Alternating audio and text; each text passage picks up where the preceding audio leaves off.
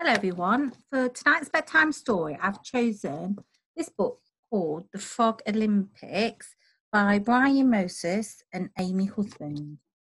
And I chose it because actually the title I thought was a bit fun and I wanted to see what kind of sports frogs might do. And hopefully you will too. The news spread quickly. The word went round from lake and ditch across boggy ground. The Frog Olympics. They're all getting excited. To garden ponds and further still as an audience gathered on the side of a hill for the Frog Olympics. There they all getting ready, putting their flags up. And frogs of every colour and size watch the events through big, bulgy eyes. Here the audience, or we might say the spectators who are watching. There were frogs that had swum from across the sea. Welcome to Frog Olympics, look, there's the big sign.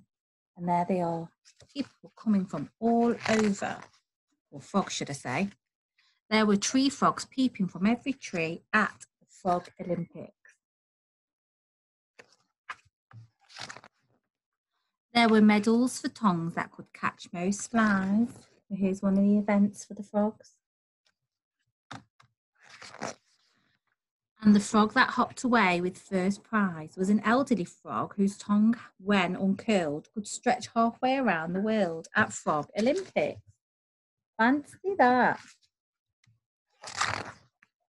There were medals for winning the three-legged frog and for jumping in and out of a bog, which frogs are very good at. There were leapfrogging streams from bank to bank.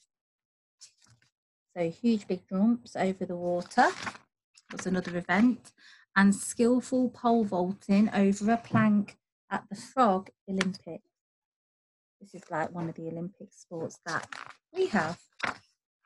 Then to celebrate the end of the games, a torch was lit and they followed the flames. So everybody follows the torch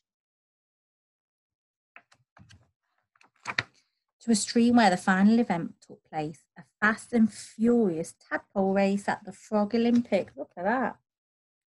So this is how frogs start their lives, as tadpoles, or frog spawns, and then they change into tadpoles. And oh, those leaps were so fantastic from frogs that must have had legs of elastic. Those leaps and jumps, and even somersaults. While everyone agreed that one day soon they might see a frog jumping over the moon. Well, a cow did it once, or so they say, and the frogs kept practicing every day. It reminds me of a nursery rhyme that you might know of too. You've heard it before in the spec class. What a lovely story. So you might have a chat here about the Olympics with your grown-ups, and grown-ups can tell you, and you can tell your grown-ups about the different types of sports and events that we can have at the Olympics and how often the Olympics take place. So good night, everyone. Have the best sleep possible, and we'll see you tomorrow ready for your learning.